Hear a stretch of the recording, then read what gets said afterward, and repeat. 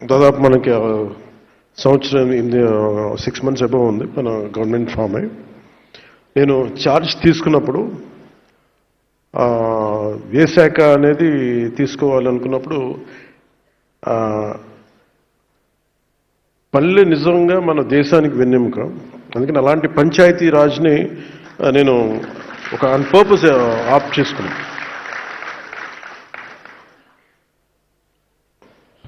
Sasibhushan sir ఆ రోజున పిఎస్గా ఉన్నారు లాస్ట్ గవర్నమెంట్లో కూడా.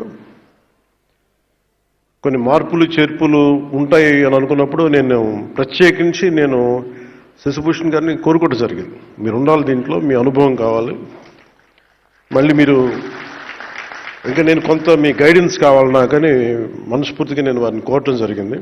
ఈ రోజున రిఫార్మ్స్ ఇంత సజావుగా సాగాయంటే ఆయన ఒక బీహార్ లాంటి రాష్ట్రం నుంచి వచ్చి ప్రజల కోసం ఏదైనా చెయ్యాలి అని ఒక తపనతో వచ్చిన అధికారి ఆయన ఒకప్పుడు. అదే స్పిరిట్ ఆయన ఇంకా కంటిన్యూ చేయాలి మీరు అని చెప్తే ప్రత్యేకించి ఈ రోజున ఇంత సజావుగా సాగడానికి మన ప్రిన్సిపల్ సెక్రటరీ గారికి మనస్ఫూర్తిగా మనందరం ధన్యవాదాలు తెలియజేయాలి. సో ఛార్జ్ తీసుకున్న తర్వాత నేను అనుకుంది ఇందాక మీరు అన్నట్టుగా పంచాయతీ సర్పంచ్ అయిపోగానే వెంటనే మాట వినరు, మర్చిపోతారని అంటా ఉన్నారు. మీరు దాన్ని బట్టి మీరు కంపేర్ చేస్తే ఒక ఎమ్మెల్యే అయినా ఒక మినిస్టర్ అయినా ఏ స్థాయిలో ఆలోచన ఉంటుందో మీ అందరికీ అర్థం చేసుకోవచ్చు. నాకు భయం వేసింది. ఏం తీసుకుంటే నిర్ణయాలు తీసుకోకపోతే తప్పు అవుద్ది, నిర్ణయం తీసుకుంటే తప్పు అవుద్ది. సరే నిర్ణయాలు తీసుకోవాలి. సో దీనికి నేను పెట్టుకున్నది ఏంటంటే ఒక ఫ్రాన్స్లో అనుకుంటే ఎప్పుడు 18th century ఎప్పుడు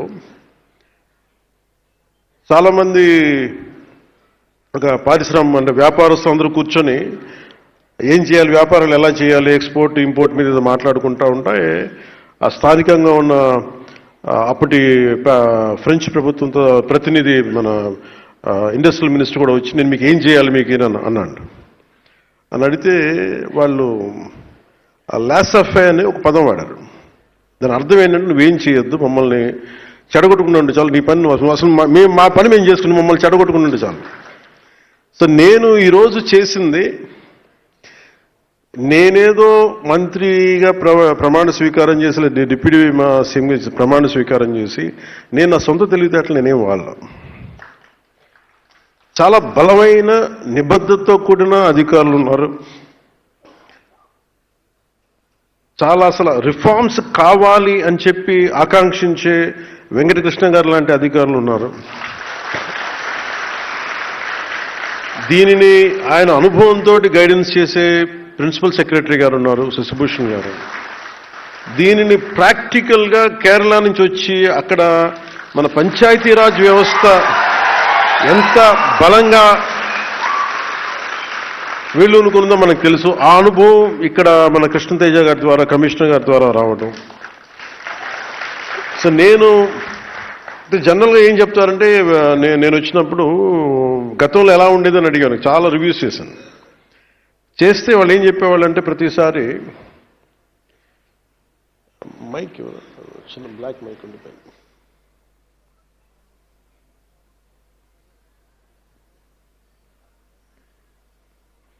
నేను ఏం చేశానంటే ప్రతి దాంట్లో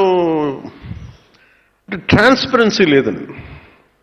ఒకటి రాగానే ఇందాక మీరు అడిగినట్టుగా మనకి ఈ టెంపరీగా కూర్చొని అవుట్సోర్సింగ్ ఎంప్లాయీస్ నా దృష్టికి వచ్చింది, మాకు జీతాలు రావట్లేదని. సో ముందు ప్రిన్సిపల్ సెక్రటరీ గారితో మాట్లాడి ఫస్ట్ దాన్ని సార్ట్అవుట్ చేసి, అలాగే మన బాలు నాయక్ గారితో కూర్చోబెట్టి మన ఇంజనీరింగ్ సిబ్బందితో ఇట్లాంటివన్నీ చిన్న చిన్న కరెక్షన్స్ చేసుకుంటే కానీ లాట్ ఆఫ్ రివ్యూస్ చేసుకుంటే వెళ్ళాం. సో మేజర్గా అంటే మా ఉద్దేశం, దీని ముఖ్య ఉద్దేశం ఏంటి అంటే, ఒకటి నేను ప్రభుత్వ అధికారులు మన ఉద్యోగం గురించి నేను ఎందుకు ఆలోచించగలిగినంత బలంగా అంటే, నా తండ్రి ఒక ప్రభుత్వ ఉద్యోగి. అంటే నా కృతజ్ఞత ఏముంటుందంటే, మేము చదువుకున్నా, మేము పెరిగినా నా తండ్రి ఆదాయం మీద మేము పెరిగాం. సో మాకు ఒక పే బ్యాక్ లాగా ఉంటుంది, తిరిగి ఇవ్వడం. సో నేను ఎలా ఇవ్వగలను తిరిగి? ఒకటి మనం సమాజానికి చేసేది, ప్రజలకు చేసేదితో పాటు ఈ ఆంధ్రప్రదేశ్ రాష్ట్ర ప్రభుత్వ ఉద్యోగులకి నాకు సంబంధించిన శాఖ వరకు నేను ఏదైనా చేయగలను అనేది ఇప్పుడు ఒకటి ఉండేది. సో దాంట్లో వెంకటకృష్ణ గారితో మాట్లాడినా, మన కృష్ణతేజ గారితో మాట్లాడినా చాలా సందర్భాల్లో ఏమున్నాయి మేజర్గా అంటే, చాలాసార్లు ఉద్యోగులు నా దగ్గరికి రావటం ఇవన్నీ చూసి నేను ఏం చేయగలం మనకి అంటే, చాలా రిఫార్మ్స్ బాకీ ఉండిపోయినాయి అన్నారు. సో దీన్ని శశిభూషణ్ గారి దృష్టికి తీసుకెళ్ళి చాలాసార్లు దాని మీద మాట్లాడి ఫైనల్గా మేము ఏమనుకున్నాం అంటే, ఇంపాక్ట్ఫుల్గా పనిచేయాలి అంటే, నేను ఏ మనిషి అయినా సరే సగటు మనిషి ఏం కోరుకుంటాడంటే, ఎక్కడో ఉన్న స్థాయి నుంచి నేనేదో ఒక మెట్టి ఎదగాలనుకున్నాను. ఎక్కడేసిన గొంగలు అక్కడే ఎట్లా అయితే నేను ప్రారంభించానో అక్కడే 20 సంవత్సరాలు నా బిడ్డ పుట్టినప్పుడు నాకు అదే ఉండి, నా బిడ్డ పెళ్ళవుతున్నా కానీ నేను అక్కడే ఉండిపోయాను అనే మాట ఇవన్నీ మనం తరచుగా వింటూ ఉంటాం.